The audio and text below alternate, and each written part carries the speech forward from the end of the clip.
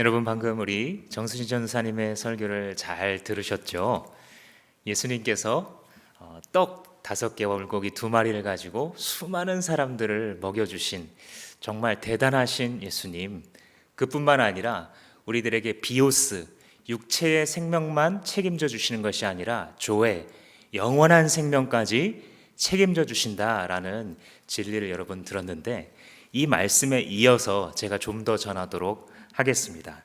이 대단하신 예수님, 영원한 생명을 주시는 예수님을 어떻게 따라갈 수 있는가? 예수님을 따라서 산다라는 것이 무엇을 의미하는가? 그것을 방금 읽은 마가복음 8장 31절에서부터의 말씀이 우리에게 가르쳐주고 있습니다. 그런데 이 진짜로 예수님을 따르는 방법이 무엇일까? 오늘 본문이 가르치는 바를 한마디로 요약해 보자면 이것입니다. 영원하신 예수를 따르고 싶니? 그러면 유한한 너의 목숨을 드려라 라고 말씀합니다. 영원한 생명을 가져다 주시는 예수 그리스도를 정말 따르고자 하는 사람은 영원하지 않는 이 생명, 유한한 삶을 주님께 투자할 때 예수를 따라갈 수 있게 된다라는 것을 가르칩니다. 오늘 본문에 보면 베드로가 예수님을 혼내는 장면이 나옵니다. 잘못 듣지 않으셨습니다. 베드로가 예수님을 혼내는 장면이 나옵니다. 오늘 이 8장 31절 앞에 본문에 보시면 예수님께 베드로가 기가 막힌 믿음의 고백을 합니다. 주는 그리스도이십니다. 그러니까 예수님은 기름 부음을 받은 구원자라는 사실에 대해서 정말로 귀한 고백을 한 것이죠. 그리고 예수님도 베드로야, 이것을 너한테 지금 알려주신 분은 사람이 아니다, 하나님이 알려주신 거다라고 칭찬해 주셨을 정도예요. 그런데 그 말씀을 들으신, 그 고백을 들은 예수님께서 이제부터는 감춰두었던 비밀을 말씀해 주십니다. 그 비밀이 뭐냐면 바로 오늘 31절에서 나오는 것처럼 예수님이 앞으로 어떻게 된다라는 거예요. 지금 예수님이 선생님으로서 많은 인기를 모으고 있지만 곧 이것은 고난의 길로 바뀔 거다. 그리고 많은 사람들이 배척하고 결국에는 나를 죽일 거다. 그런데 3일 뒤에 다시 살아날 거다. 예수님께서 앞으로 벌어질 일들, 하나님 안에 감추었던 이 비밀에 대해서 말해주자 베드로는 깜짝 놀랍니다. 베드로가 아마도 내가 곧 죽을 거야 라고 말씀하시는 대목에서 턱 막히는 느낌을 받았을 거예요. 왜냐하면 고난을 받고 배척당하고 여기까지는 괜찮아요. 이미 그걸 봤거든요. 예수님을 반대하는 무리들이 있었으니까요. 그런데 아니 그렇게 고난 당하다가 고난 끝나고 낙이 온다고 이제 좀 예수님이 대접받고 정말 대단한 스승이시요 진리의 영도자이시며 하면서 사람들이 예수님을 저기 높은 보좌 화려한 곳에 올릴 것으로 기대하고 있는 사람들에게, 베드로에게 예수님께서 그렇게 고난 받다가 결국 나 죽어 라고 하는 대목에 이르자 아마 그 다음부터 베드로는 들리지도 않았을 거예요. 3일 만에 다시 살아나고 이거 들리지도 않고 지금 무슨 소리세요 예수님? 그런 약해 빠진 소리나 하면서 지금 어떻게 대업을 이루시겠다고 지금 그러고 계십니까? 이런 마음이 확 들었을 거예요. 그래서 이 32절 말씀에 보시면 뭐라 그래요? 예수님을 바싹 잡아당겨 놓고 거기에다가 항의하고 있다라는 거예요. 그러니까 아마 멱살을 잡았는지 예수님 허리춤을 이렇게 붙잡고 따로 갔는지 아무튼 바싹 자기에게 당겨서 예수님 지금 그런 소리 하실 때가 아니라고. 지금 예수님 어저께도 자꾸 바리새인이 괴롭히고 그저께도 율법사들이 와서 꼬투리를 하니까 예수님 지금 정신적으로 좀 피곤해지신 것 같은데 예수님 정신 차리세요. 그럴 때 아니에요. 와. 아마 이런 마음으로 베드로가 지금 설명을 하고 있는 것 같습니다. 이 항의하다라는 말은요 사실 부드럽게 번역한 겁니다. 여기 쓰이고 있는 에피티마오라는 이 단어는 정확하게 번역하자면 꾸짖다, 혼내다 이런 뜻이에요. 영어로 하면 rebuke. 언제 이 단어를 쓰냐면 예수님이 파도가 막 치자 파도를 꾸짖어 잠잠하게 하셨다라고 하신 그 단어가 바로 꾸짖어예요.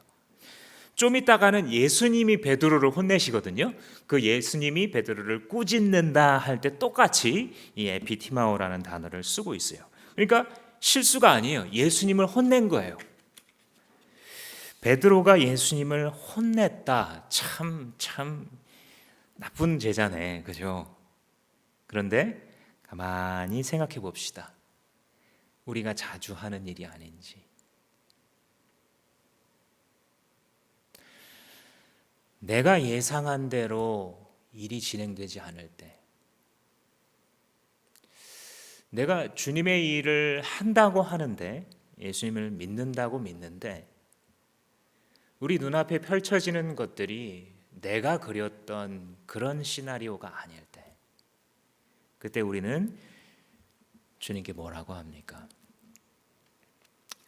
때로는 우리가 주님을 진심으로 생각하기 때문에 이런 불평도 하는 겁니다. 예수님 이거 아니잖아요.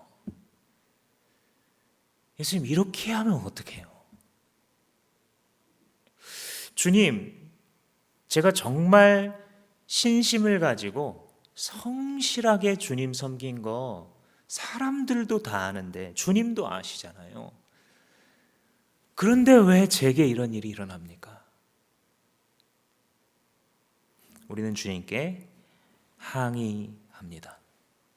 혹은 오늘 본문의 말로 우리는 때로 주님을 꾸짖습니다. 결론은 뭐냐면 베드로의 꾸짖는 결론은 죽으시면 안 돼요 라는 말이에요. 예수님 벌써 죽는 생각하시면 안 됩니다.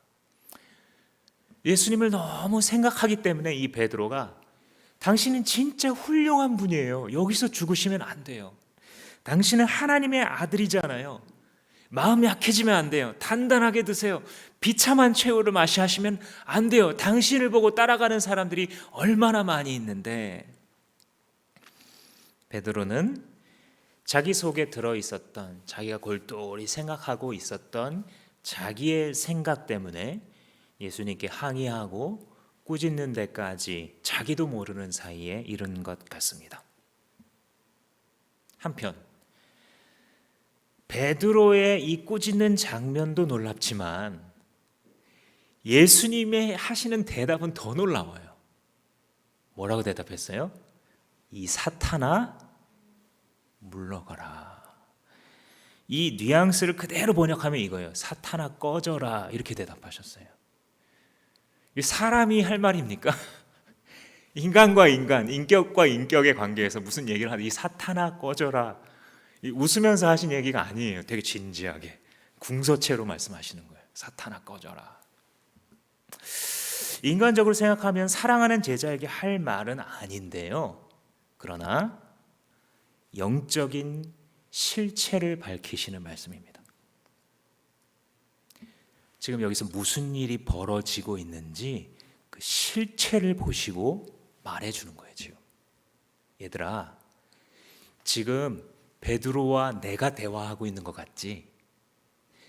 베드로가 나를 위하고 이것이 나에게 좋고 하나님의 영광을 위해 좋은 것 같지? 그런데 이것은 그것처럼 속이고 있는 사단의 목소리야 라고 진실을 폭로하고 드러내시는 예수님의 음성입니다. 즉 여기서 우리는 지금 사탄의 활동이 어떻게 우리의 삶 가운데 들어올 수 있는지를 보고 있습니다. 가장 경건해 보이는 순간에 가장 음흉한 마귀의 계획이 어떻게 틈탈 수 있는지에 대해서 우리는 지금 배우고 있는 것입니다. 예수님까지도 할 수만 있으면 꼬셔서 넘어뜨리고자 하는 게 바로 사탄이라는 사실을 우리는 기억해야 합니다. 여러분, 사탄이 뭐죠? 여러분들이 알고 있는 사탄은 어떤 존재입니까? 이 사탄에 대해서 우리가 좀 잘 알고 있을 필요가 있습니다. 저의 목표는 여러분들이 이 주마음교회 나오면서 한 3년 정도 앉아 있으면 성경의 전체 신학적인 체계에 대해서 어느 정도 기본적인 지식을 배우는 거예요. 오늘 잘 나왔습니다. 사탄의 활동. 잠깐 생각해 보자면 우리가 사탄을 대할 때 가질 수 있는 오류가 두 가지 극단이 있습니다. 한 가지 극단은 너무 무시하는 거예요, 사탄을. 또 한 가지 극단은 사탄을 너무 의식하는 거예요. 이 두 가지가 다 우리로 하여금 함정에 빠지도록 만듭니다. 사탄을 너무 무시한다는 건 뭐냐면요, 사탄을 요즘 사람들도 보면 희화화 하잖아요. 그러니까 우스꽝스러운 존재, 만화적인 존재로 만들잖아요. 막 이렇게 뿔이 나 있고 막 레드 데빌인가요? 이 뿔 하고 있고 앙증맞게 꼬리도 뭐 이렇게 하고 하트도 있고 막 이렇게 할 수 있는. 그래서 우리를 가끔 이렇게 꼬시면서 이것도 해봐 저것도 해봐 하는 사람들이 웃고 넘어가고 희화화되고 마귀에 대해서, 사탄에 대해서 아무것도 아닌 것처럼 여기게 만드는 이것이 바로 사탄을 지나치게 무시하는 길입니다. 하나님의 사람들은 그런 식으로 말려 들어가지 않아야 합니다.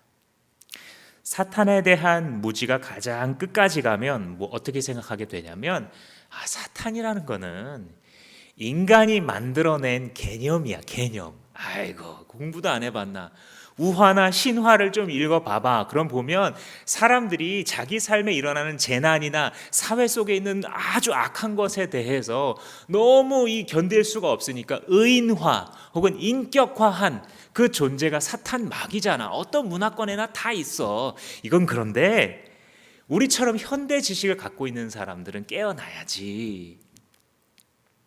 이게 뭐라고요?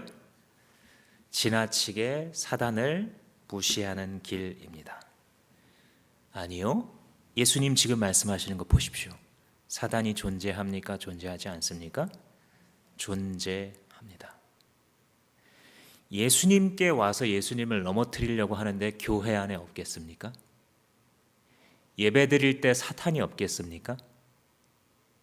우리가 하루 아침 눈 뜨고 잠자리에 들어가는 우리의 습관 속에 사탄이 없겠습니까? 사탄을 무시하지 마십시오. 적에 대해서 잘 알 때 승리할 수 있는데, 사람들은 예수님이 이렇게 말씀하시는데도 어느덧 사탄의 존재를 잊어버리고 살아갑니다.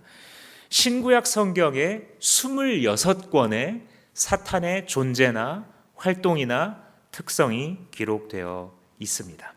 그것을 농담거리로 만들거나 사탄의 존재에 대해서 꾸짖는 사람을 보면 광신도인 것처럼 생각하는 것은 비성경적인 한쪽의 오류입니다. 또 다른 오류는 사탄을 지나치게 의식하는 거예요. 아까는 사탄이 마치 아주 무시할 수 있는 존재 혹은 존재하지 않는 것처럼 무시함으로써 오류에 빠진다면, 이것은 사탄이 어디에나 역사하고 사탄이 무한한 힘을 가지고 있는 것처럼 생각하는 그런 오류입니다. 그래서 어떤 병이 걸려도 사탄, 무슨 재난이나 사고나 뭐가 일어날지라도 그것이 전부 다 원인을 사탄에게 돌리려고 하는 태도. 사실 한국 사람들에게는 이게 더 문제가 될 때가 많습니다.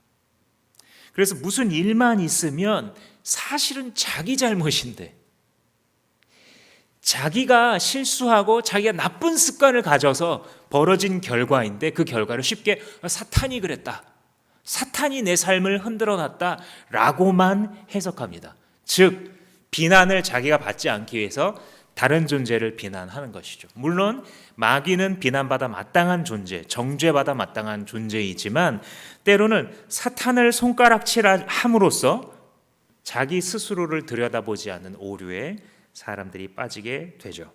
그래서 사람들이 자기의 행위나 말로 인해서 벌어지게 되는 많은 나쁜 행동이 그대로 수정되지 않은 채로 남아있게 됩니다.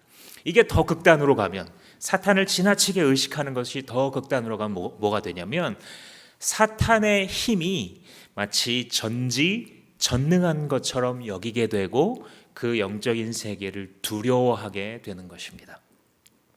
어느 문화권에서나 토속 신앙이 있고, 우리도 무당이 있죠. 점을 치고 악신이 임하고 빙의를 한다 그러고, 옛날에도 많이 일어났지만 지금도 종종 일어납니다. 진짜 귀신의 역사도 있을 거고 가짜도 있겠죠. 그런데 사람들이 마치 이 사탄의 세력을 하나님과 동등한 힘을 가진 존재인 것처럼 생각을 합니다. 그래서 어떻게 해요? 교인들이 하나님께 기도하다 안 되면 가서 궁합을 보죠. 혹은 점을 치죠. 혹은 자녀에게 뭐가 나가라고 푸닥거리를 하죠. 예수 믿는 사람들이. 왜요? 하나님은 당장 응답하실 생각이 없으니까. 안 믿는 것은 아닌데, 근데 이 용한 점쟁이는 늘 뭔가 통하니까. 그러나 성경은 그렇게 가르치지 않습니다. 하나님과 악의 세력이 동등하다라고 가르치는 것은 기독교가 아니라 이교입니다. 고대로부터 만이교 같은 종교가 선의 신과 악의 신이, 혹은 빛의 신과 어둠의 신이 동등하게 대결을 하면서 엎치락 뒤치락하는 세계관을 가지고 있고 그런 것들을 가르쳤지만 성경은 그렇게 가르치지 않습니다. 사탄, 즉 귀신들의 악한 영들의 우두머리인 사탄도 하나님의 주권 아래 있습니다. 하나님께서 무엇을 허락하지 아니하시면 할 수도 없습니다. 욥기를 읽어보시면 욥을 괴롭히려고 하는데도 하나님께 허락을 구하죠. 하나님은 자기의 주권을 가지고서 이 온 세계를 이끌어 가시고 결국 사탄을 심판하실 분이십니다. 사탄이 많은 사람들을 꼬셔서 예수 그리스도를 십자가에 못 박게 했을 때조차 사탄이 승리한 줄 알았는데 예수님이 승리하시죠. 왜요? 이 사탄의 가장 강력한 무기인 죽음, 사망 권세를 짓밟아버리고 부활하시니까요. 그럼으로써 이 부활을 통해 악한 권세가 한계가 있구나, 주님의 발 아래에 있구나라는 것을 우리에게 분명히 보여주신 것입니다. 이 사탄이라는 것은 원래는 피조물로서 하나님을 섬기기 위한 존재입니다. 많은 신학자들이 그래서 타락한 천사 이렇게 줄여서 부르기도 합니다. 원래 하나님을 섬기도록 지어진 존재인데 하나님을 섬기는 자기 자리를 지키지 않고 하나님처럼 높아지려고 하는 그 교만이 들어온 순간 그것이 바로 타락이 되는 것이죠. 인간이 하나님께서 명하시건 말건 자기 마음대로 하겠다라는 그 교만이 타락의 출발이 된 것처럼 사단의 경우도 마찬가지였습니다. 본래 에베소서 2장에 보면 본래의 지위에서 쫓겨났다 이렇게 사탄에 대해서 이야기를 하고 있습니다. 이 사탄은 단순한 어떤 힘이 아니라 인격적인 존재입니다. 지식, 정, 감정, 의지, 지식, 감정, 의지를 다 가지고 있는 존재로서 가만히 보시면 여러분 지적인 능력이 있어요. 사람들을 속이려고 할 때 지적으로 사람들을 이렇게 속이고 갖고 놀잖아요. 그러니까 지성이 있는 거예요. 요한계시록에 보면 용으로 대표되는 이 사단이 분을 내면서 내려갔다라고 기록되어 있어요. 감정이 있는 거예요. 그리고 지금 여기서 베드로를 속이고 나중에 가룟 유다를 속이는 장면을 보세요. 계략이 있잖아요. 플랜이 있어요. 사단도. 그러니까 의지를 가지고 진행하고 있는 인격임을 우리가 알 수 있습니다. 천사 혹은 사람과 마찬가지로 이 마귀도 사단도 인격적인 그런 존재입니다. 물론 사탄에 대해서 성경은 아주 자세하게 밝히지는 않습니다. 천사와 마찬가지로. 왜냐하면 성경의 초점이 하나님과 사람 그리고 하나님의 나라에 관련된 것이기 때문에 이렇게 단편적인 지식들이 성경에 들어와 있어서 정확하게 우리가 하나님이나 혹은 사람에 대해서 묘사하는 것처럼 알 수는 없지만 주님께서는 우리가 알아야 될 모든 것들을 이미 성경에 담아 두셨습니다. 그런데 이 사탄이 쫓겨나서 무슨 일을 하냐면요, 악령들을 부립니다. 요한계시록에 보면 천사 미가엘이 이 천사들을 지휘해서 하늘의 영적 전쟁을 지휘해 가는 것처럼 사단도 자기의 군대를 가지고 있죠. 그래서 악령들을 부려서 사람들로 하여금 악의 세력 혹은 사탄 자신을 숭배하게 만드는 게 이 활동의 목적입니다. 때로는 기적을 일으킵니다. 그러니까 제한적이지만 어떤 초자연적인 능력을 갖고 있는 게 분명합니다. 그래서 이적을 일으켜서 사람들로 하여금 저거 예수님 아니냐. 지금 이단 관련된 뉴스를 우리가 몇 주째 거의 매일 듣고 있잖아요. 이단들이 성행할 수 있는 여러 가지 이유 중에 하나는 종종 이 사단이 이 거짓 교리를 가진 사람을 통해서 기적을 일으켜서 보여주기 때문입니다. 그래서 거기에 대한 간증들이 종종 있는데 거짓 간증들도 있겠지만 이 귀신의 장난들도 분명히 있다고 보여집니다. 또 성경 다른 곳에 보면 이 사탄은 육체적인 질병 혹은 정신적인 질병을 가져다 주어서 사람들을 괴롭히는 경우도 있습니다. 그래서 예수님이 병든 자에게 이 더러운 귀신아, 이 벙어리 된 귀신아 나가라라고 하는 장면이 나오죠. 이 귀신이, 모든 병이 다 귀신의 역할, 마귀의 역할인 것은 아니지만 때로는 그런 장난도 칠 수 있다라는 점을 성경이 가르쳐 주는 것이죠. 그리고 가장 우리와 좀 가깝게 느껴지는 것은 무엇이냐면, 사람을 미혹해서 사람을 이렇게 그 일을 하도록 부추겨서 잘못된 길, 잘못된 행동을 하게 만듭니다. 그래서 이 역대기나 이런 성경에 보면 사단이 다윗을 책동해서 하나님 싫어하시는 일을 하게 한다든지 뭔가 우리의 마음을 움직여서 악한 길로 가게 만드는 이런 활동들을 사탄이 하고 있습니다. 정리해 보자면 사탄은 너무 무시할 존재도 너무 두려워할 존재도 아닙니다. 이 사탄에 대해서는 우리가 우리의 대적, 우리의 영적 전쟁을 싸우는 대상이 있구나라는 것을 기억하면 우리에게 그것만으로 큰 힘이 됩니다. 그리고 나서 이 사탄을 어떻게 대하면 되냐면 예수님이 대하시듯 대하면 되는 겁니다. 예수님이 어떻게 대하셨어요? 오늘 본문에 사탄아 내 뒤로 물러가라, 사탄아 꺼져라, 이렇게 대하면 맞게 대하시는 겁니다. 사탄을 귀여워하지도 마시고 사탄을 두려워하지도 마시고 예수님을 따라 사탄아 물러가라 말씀하시면 되는 것입니다. 자, 한번 연습해 볼까요? 따라해 보겠습니다. 사탄아 물러가라. 성내게 하는 사탄아 물러가라. 나를 유혹하는 사탄아 물러가라. 얽매이게 하는 사탄아 떠나가라. 우리가 이런 말을 하는 것을 부끄럽게 여기거나 혹은 나는 믿음이 작고 신앙 경력이 없으니까 마귀가 나를 안 무서워할 거 이렇게 생각하지 마십시오. 당신이 예수 그리스도를 진정으로 믿는 믿음이 있다면 예수 그리스도를 따라 똑같이 말하십시오. 사단아 내 뒤로 물러가라. 더러운 귀신아 떠나가라. 야고보서에서는 예수님의 동생 야고보가 기록하기를 너희는 하나님께 순복하고 마귀를 대적하라. 그리하면 너희를 피하리라 라고 기록하고 있습니다. 하나님께 어떻게 하라고요? 순복하고. 하나님께 순종하는 자는 어떤 권세가 있어요? 마귀를 대적할 권세가 있습니다. 하나님께 순복하지 않는 자가 마귀야 떠나가라 그럼 마귀가 히히히 굿조크, 재밌는 농담이었어 이럴지도 모릅니다. 그러나 당신이 믿음이 작을지라도 신앙의 연수가 짧을지라도 예수께 엎드린 사람이면 마귀를 쫓아낼 수 있다는 거예요. 아멘입니까? 마귀를 대적하라. 그리하면 너희를 피하리라. 주님께서 우리에게 말씀해 주셨습니다.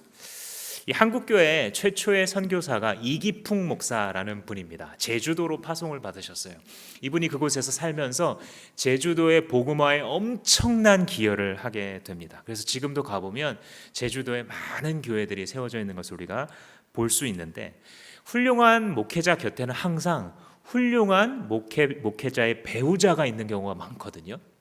이분의 배우자가 윤함애 사모님이라는 분인데 잘 알려지지는 않았습니다. 이분이 가정교육을 해나갈 때 하나님의 임재 연습을 자기 자녀들에게 계속 가르쳤어요. 그래서 어떻게 가르쳤냐면, 얘들아 너희들 어디에 있든지 오른손으로 예수님의 손을 붙잡고 다녀라 이렇게 가르쳤대요.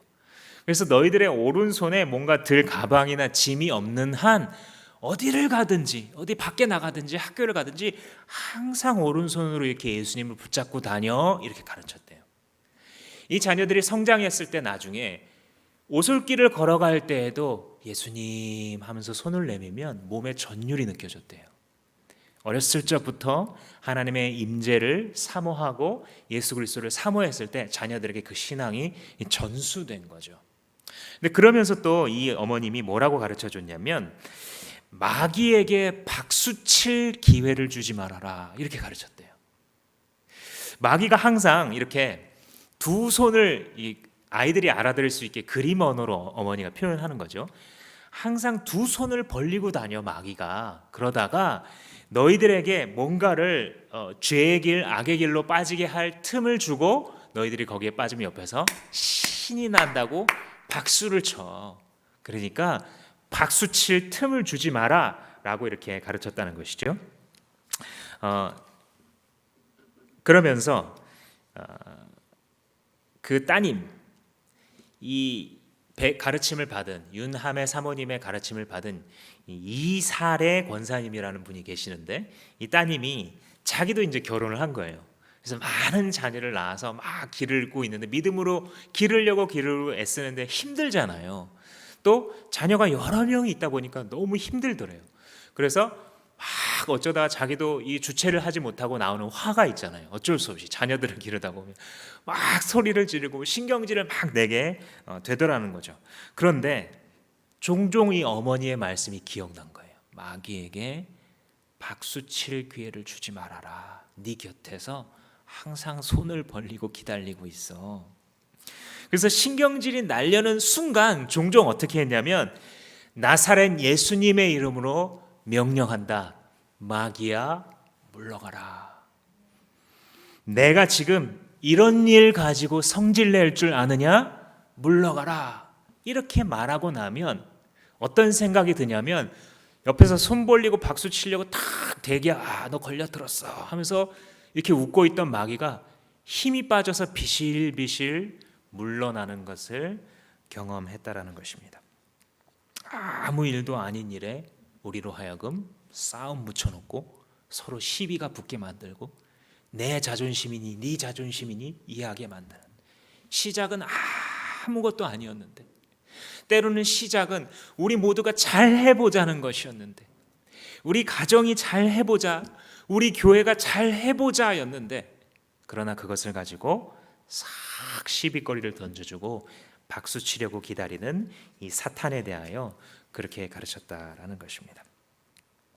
이 사탄이 하려고 한 일이 무엇이냐면, 33절 하반절에 보시면 하나님의 일을 생각하지 않고 사람의 일을 생각하게 만드는, 이게 사탄의 전략이에요. 항상 뭐라고요? 하나님의 일을 생각 못하게 만들면 성공이에요, 사탄은. 근데 그 방법이 뭐냐면 사람의 일, 사람의 일, 사람의 일, 사람의 일을 계속 생각하게 만드는 거예요. 사람의 소식, 사람의 소식, 사람의 소식 계속 들어차게 만들면 하나님의 일을 생각하지 않게 되잖아요. 하나님의 일을 생각하지 말아라 라고 마귀가 속이는 게 아니라, 너 이것도 중요하고 이것도 봐야 되고 이것도 알아야 되고 이것도 신경 써야 되고 저것도 걱정해야 되고, 다 대비가 있어야 될 거 아니야. 대비가 중요한 일을 하라고 우리에게 부추기면서 결국은 하나님의 일을 생각하지 못하게 만드는 게 그의 전략이다라는 것입니다. 명분은 좋죠. 베드로를 통해서 나오는 사단의 목소리를 들어보십시오. 예수님 잘 되라고 하는 거잖아요. 지금 예수님 이렇게 죽으시면 안 돼요. 어떻게 들으면 얼마나 충성심이 있고 좋게 들립니까? 그런데 중요한 질문, 지금 예수님께 좋자고 하는 그 말이 지 마음대로입니까? 주 마음대로입니까? 주 뜻대로 주님께 좋자고 하는 거예요? 지 뜻대로 주님께 좋자고 하는 거예요? 자기 뜻대로. 우리가 때로 하나님의 일을 한다고 하면서 세상 사람의 조속거리가 되는 이유는 무엇이냐면, 하나님의 뜻을 구하지 아니하고 이게 주님을 위하는 거려니 라고 하면서 부르짖고 나아가기 때문입니다. 이것을 구분하는 방법은 간단합니다. 하나님의 일을 생각하면 됩니다. 하나님의 일에 집중해 보면 됩니다. 예수님이라면 어떻게 하실까? 주님의 나라에서 이건 나중에 어떻게 평가될까? 하나님의 일에 생각하게 되면 사람의 일의 중요성이 줄어들고 제자리로 돌아갑니다. 우리가 먹고 사는 일들, 공부하고 일하는 것들, 자녀를 키우는 일들이 안 중요한 일들은 아니지만 그것이 가져야 마땅한 적당한 크기로 다시 제자리로 가는 것이죠. 그리고 하나님의 일은 우리 안에 가지셔야 되는 정당한 자리, 즉 가장 크고 존귀한 자리를 우리의 생각 속에서, 우리의 말과 인생의 진로 속에서 가지게 되는 것입니다. 이것을 다른 말로 예수님이 뭐라고 표현하셨냐면 자기 십자가를 지고 나를 따르라, 이렇게 표현하시는 거예요.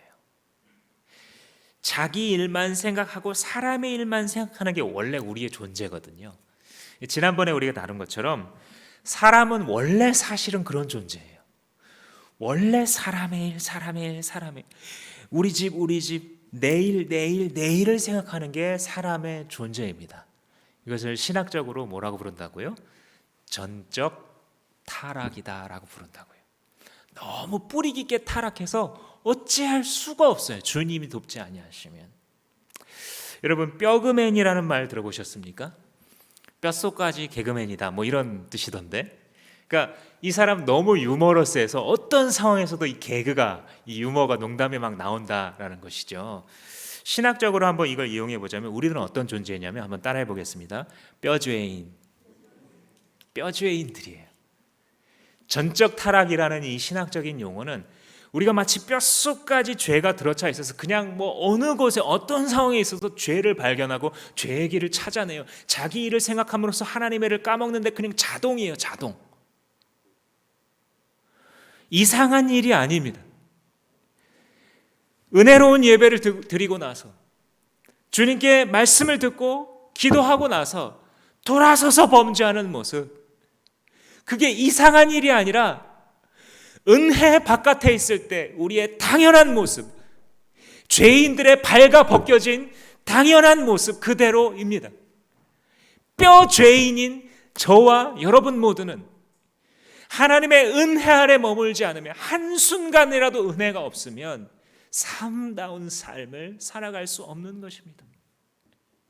어린 자녀가 자기의 이심을 고집하고 못난 모습을 보여줄 때 이상한 게 아니에요. 당신도 똑같았어요. 자기만 생각할 줄 알고 자기 입만 생각할 줄 아는 이 뼈 죄인의 모습들은 주님을 따르지 않을 때, 예수 그리스도가 누군지 알지 못할 때에 우리가 늘 살아가는 모습 그대로입니다. 그래서 주님은 뭐라 그러시냐면, 그런 너를 부인하렴. 사람의 일만 생각했던 너는 죽었어. 그 모습을 부인하고 네가 죽었다는 표시로 십자가를 지고 나를 따라오렴. 그러니까 단순하게 십자가를 지고 주님을 따른다는 것은 무엇이냐면, 단순하게 어떤 무거운 게 있어서, 어떤 해야 될 일이 있어서, 내가 견뎌줘야 될 게 있어서 지고 간다, 그 뜻으로도 2차적으로는 해석해 볼 수 있겠지만, 원래 본질적인 뜻은 무엇이냐면 옛사람 죽었다, 그거 잊지 말고 날 찾아와, 날 따라와, 이 뜻입니다. 유한한 생명을 주님께 드림으로써 영원하신 예수를 따라간다는 것은 무엇이냐면, 그 출발점이 자기의 죽음이에요. 자기의 죽음. 자기를 부인한다는 게 무슨 뜻이냐면, 자기가 본래 가지고 있었던 자기의 권리, 자기의 지위, 존중받고 뭐 대단한 것을 받아야 되는 그 모든 것들을 이미 죽은 사람이니까 주님 나에게 없습니다. 내 생각, 사람의 일을 하는 것, 그 모든 것들은 이제 죽었으니 내가 죽은 것 잊지 않고 십자가 지신 예수님과 함께, 죽으시고 부활하신 예수님과 함께 나도 죽고 다시 부활한 모습으로 살아갑니다. 이게 바로 제 십자가를 지고 예수님을 쫓는다는 말씀의 뜻입니다. 우리가 지금 이 신봉동 예배당에 예배를 인터넷으로 송출하고 있는데, 많은 성도님들은 아마 예배당에 와 보고 싶으실 것입니다. 불과 2달, 3달도 안 되었었던 시절에 이 예배당에 얽혔었던 그 이야기가 오늘 설교를 준비하면서 생각이 났습니다. 한 달도 안 되는 기간이 남아 있는데 나가서 새로운 교회를 개척해야 된다는 것을 깨달았을 때, 한편으로는 주님을 기대했지만 한편으로는 제가 굉장히 마음속에 불안함이 있었습니다. 아무것도 없는데 뭘 어떻게 어디서부터, 주님의 뜻인 것은 거의 확신할 수 있겠는데 그런데 뭘 어떻게 하나님께서 하시려고 하나라는 그 압박감이 있었습니다. 그때 하나님께서 한 성도님을 통해서 제공하신 장소가 바로 이 예배당이었습니다. 목사님 잠깐 와보세요. 저랑 같이 여기를 봅시다. 어느 날 저녁에 와서 이 예배당 건물을 보았습니다. 잘 보고 나서 그 성도님의 간증을 듣고 너무나 하나님이 우리를 인도하시는구나라는 것을 확신하면서 돌아가는데, 밖에 나가면서 어떤 한 간판을 보고서 제가 마음에 걸렸습니다. 그 간판은 다름 아닌 우리 교회가 현재 위치한 이 건물에 또 다른 교회가 있다라는 팻말이었습니다.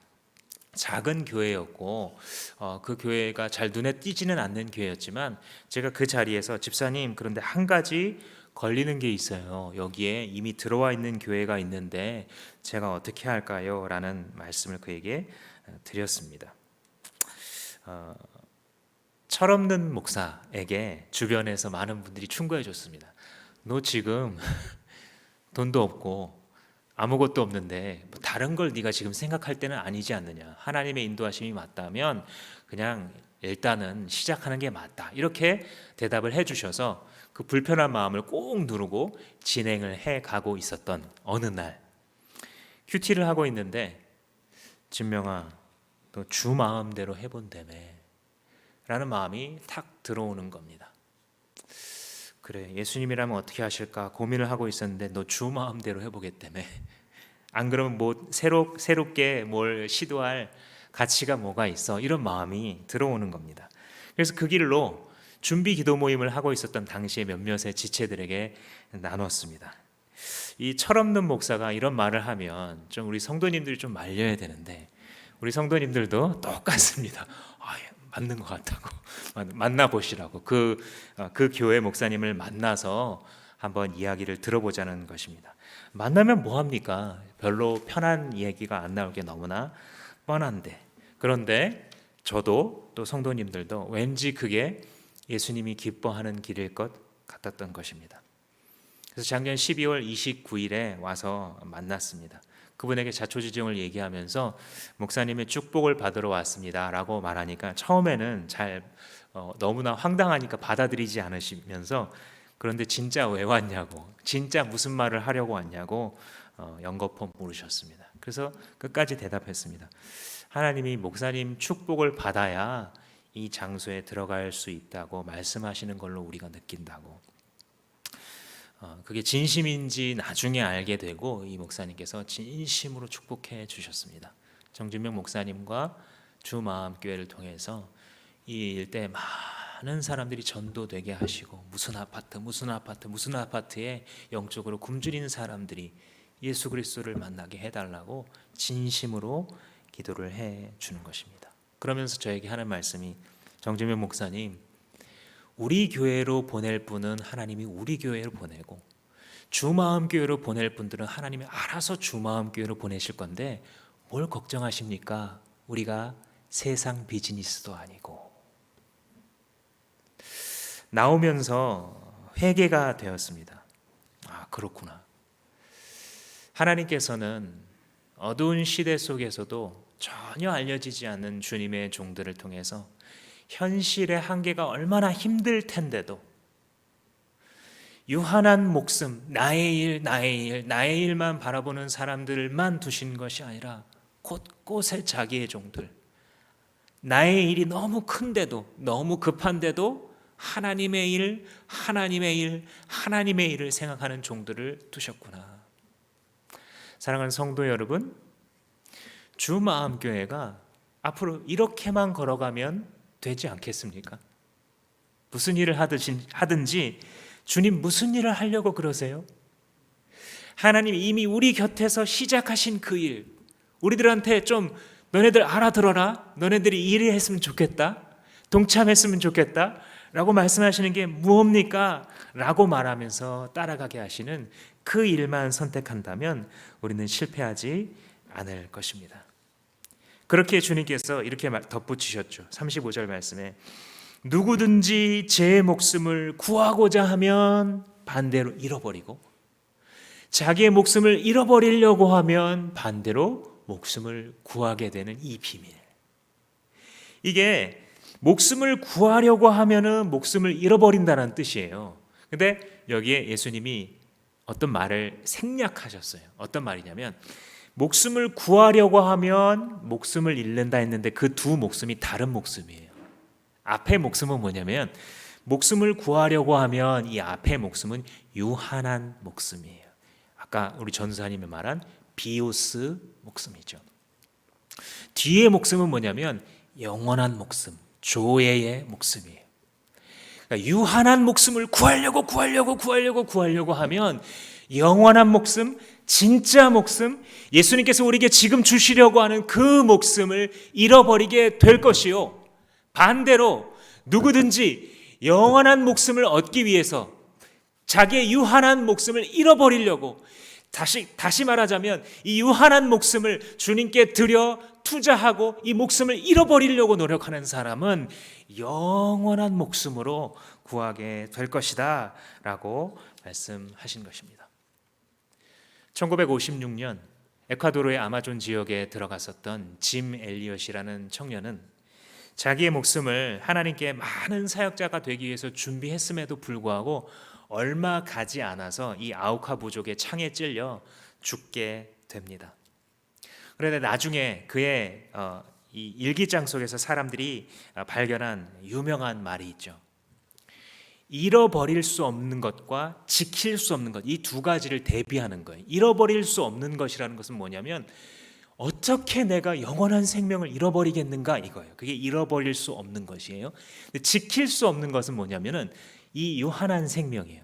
어차피 유효기간이 지나가면 없어지는 생명, 유한한 생명. 그러니까 지킬 수 없다는 거예요. 뭐라고 말을 하냐면 잃어버릴 수 없는 것을 얻기 위해서 지킬 수 없는 것을 잃어버리는 자는 결코 바보가 아니다. 잃어버릴 수 없는, 도저히 이것은 우리가 잃으면 안 되는, 잃어버릴 수 없는 참 목숨을 얻기 위해서 지킬 수 없는, 어차피 없어질 이 유한한 생명, 지킬 수 없는 것을 잃어버리는 자는 결코 바보가 아니다 라고 선언함으로써 예수 그리스도께서 오늘 말씀하신 이 마가복음의 말씀이 그의 삶에 응하였음을 그는 나타내었던 것입니다. 우리가 살아갈 길은 이 길입니다.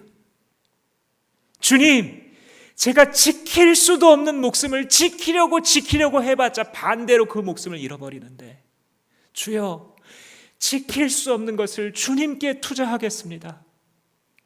지킬 수 없는 유한한 목숨을 주님께 드리겠습니다. 주님 손에 취하셔서 내게 영원한 생명을 부어주시고 당신의 나라만이 서게 하소서. 이렇게 선언할 때에 짐 엘리엇과 마찬가지로 주님은 우리를 보시고 너 알아들었구나. 나를 따르는 법을. 누구든지 나를 따르고자 하는 자는 자기를 부인하고 제 십자가를 지고 나를 쫓을 것이니라 라는 말씀이 네 삶에 이루어지고 있구나 라고 말씀하실 것입니다. 사랑하는 여러분, 영원한 예수 따르기 원하십니까? 그렇다면 유한한 목숨을 드리십시오. 영원에 투자하십시오. 영원할 수 없는 것에 너무 매이지 마십시오. 기껏해야 그래봤자 사람의 일인 것에 너무 함몰되어 하나님의 일을 생각지도 못하고 인생을 허비하는 바보스러운 길로 걸어가지 마십시오. 사탄의 교묘한 계략을 간파하십시오. 좋은 것처럼 보이는 사람의 일에 함몰되게 함으로써 결국은 예수 따르지 못하게 만들려는 음흉한 계획으로 지금도 우리를 공격하고 있다고 주님은 말씀해 주십니다. 우리는 오직 우리의 주인 되시는, 우리를 마음대로 이끄시고 역사하시기에 합당하신 주님께 우리의 목숨을 잃어드릴 때에 그분의 이름이 높아지고 우리는 그분의 그늘 아래 거하여 영광스럽게 우리의 인생을 부어드리는 참된 예배자의 삶을 살게 될 줄 믿고 주님의 이름으로 축복합니다.